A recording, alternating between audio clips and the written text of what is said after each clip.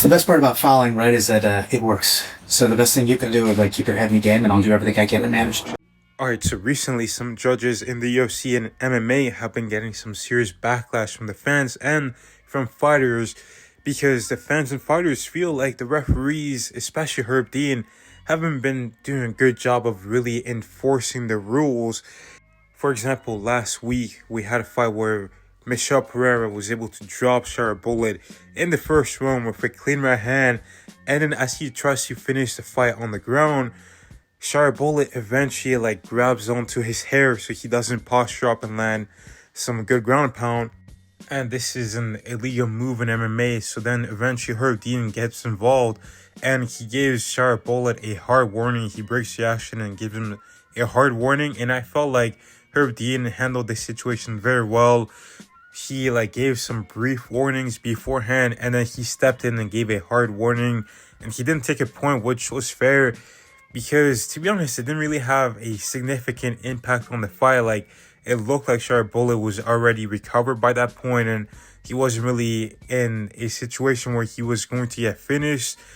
And yeah, I thought Herb Dean handled that situation very well, but some fighters like Alex Pereira and Tom Aspinall called him out, and they were like, well, MMA referees don't really enforce rules quite as well as they used to. And in this case, I disagree with them, and I also disagree with Alex Pereira regarding his fight with Shogun, where he claims that he got hit in the back of the head several times and that the referee should have done something, and now Pereira is considering retirement because of the damage he took in the fight against Shogun. But I would say yes, he did get hit a little bit in the back of the head a couple times, but Shogun was actively trying to pick his shots, and Pereira, he just had his head, the back of his head in the way, and there was almost not much Shogun could work with. He kind of had to hit him in some positions. He was trying to finish the fight, and he got really excited,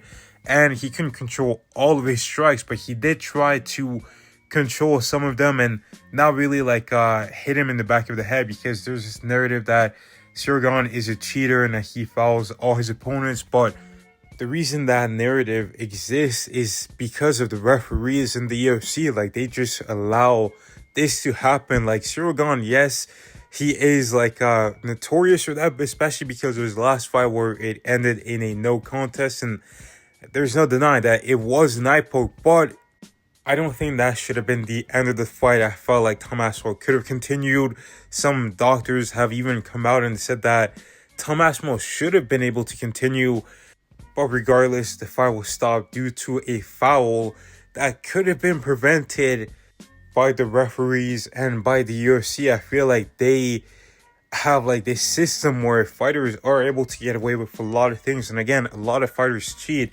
I'm not just saying this. I have some examples of fighters blatantly cheating and actually changing the course of fights. Firstly, let's take a look at this clip.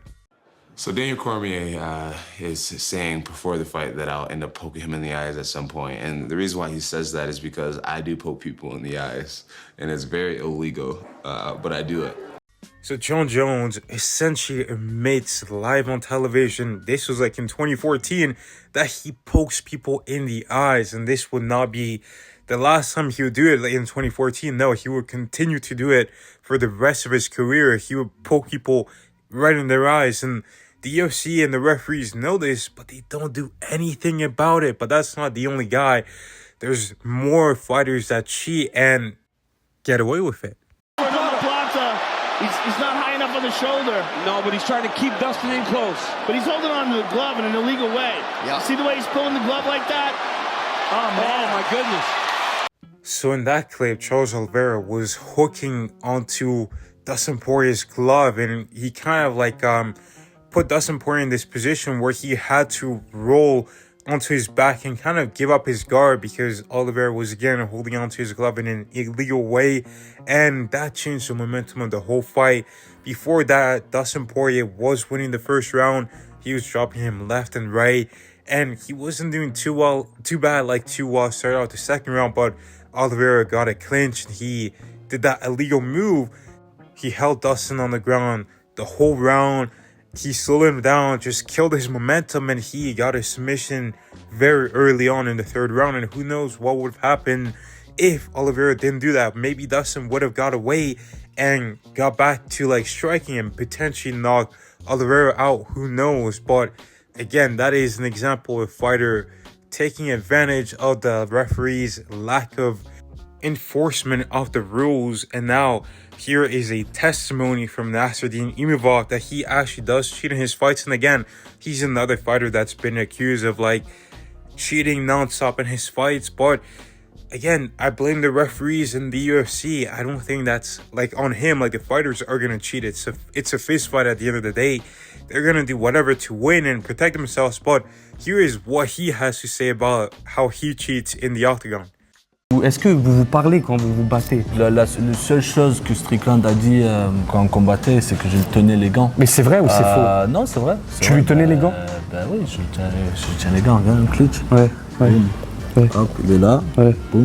Des fois, tu vois, tu peux mettre...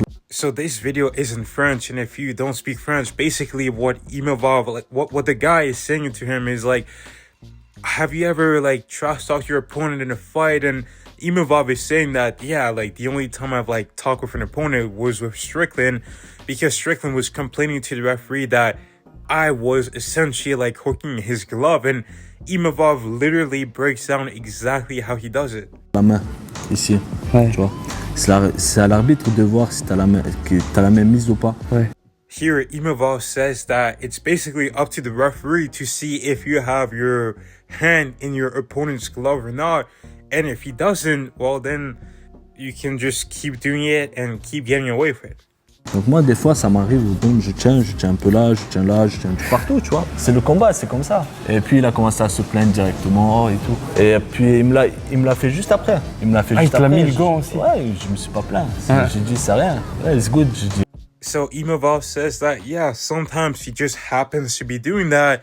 But he says that Sean Strickland actually did the same right back to him in the fight. And like, when Imavov was doing it, Sean Strickland was like complaining and crying to the referee. But then right away, Sean Strickland did it to him as soon as like the referee's back was turned. So essentially, as long as you don't get caught by the referee, you're good to go and you can cheat. Something you want to talk to me about? When your boy was saying, talking about him pulling his hair or whatever, I was like, he's like, that was a dirty fight. I was like, okay, so that was like Usman holding the cage? Me holding the cage? You didn't hold it? Oh, I must have been seeing then. Was you watching the fight? The same fight I was in? I was right there.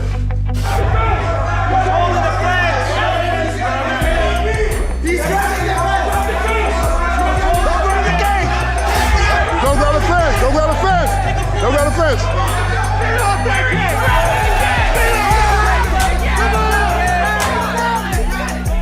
But even if the referee does see you cheat, they're not going to do anything. And that's the main problem here. But here's a solution that I propose. And that is that if you poke your opponent in the eye or you hit them in the back of the head, that should be an immediate point deduction. And also you should lose 10% of your fight purse. And if you eye poke your opponent again, or if you like hit them in the back of the head again, then you should lose 2 points on top of the 1 point you lost. And also an additional 20% of your fight purse you should lose. And if you foul a third time in the fight, well, then you should potentially look at being disqualified from the fight and also receive a 1-year suspension from fighting. Because if you make the consequences a little bit more dire, then you're going to see fighters be a lot more careful with what they're doing out there. And yeah, fighters like Jim Miller, who talked about how it's not a problem with the gloves or anything like in terms of eye pokes, it's a problem with the fighters themselves. Like, they are not like restraining themselves from poking their opponent enough, because like the rules are, I mean, they're essentially a joke. Like, it's so easy to cheat in MMA. And the thing about cheating, the more you do it, the less the rules apply to you.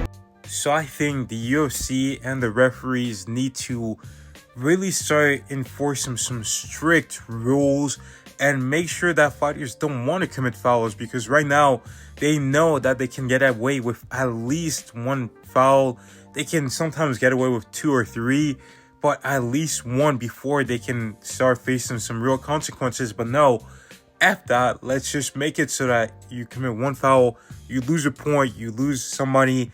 You commit 2 fouls, you lose 2 points, and you lose more money, and you commit a 3rd foul, you're disqualified and you're potentially banned from the sport for 1 year. But let me know your thoughts down below. How do you think fouls should be ended in the UFC and in MMA? Do you think there's actually a real solution to this? But thank you guys for watching. God bless. Make sure you guys like and subscribe. And I will see you in the next one.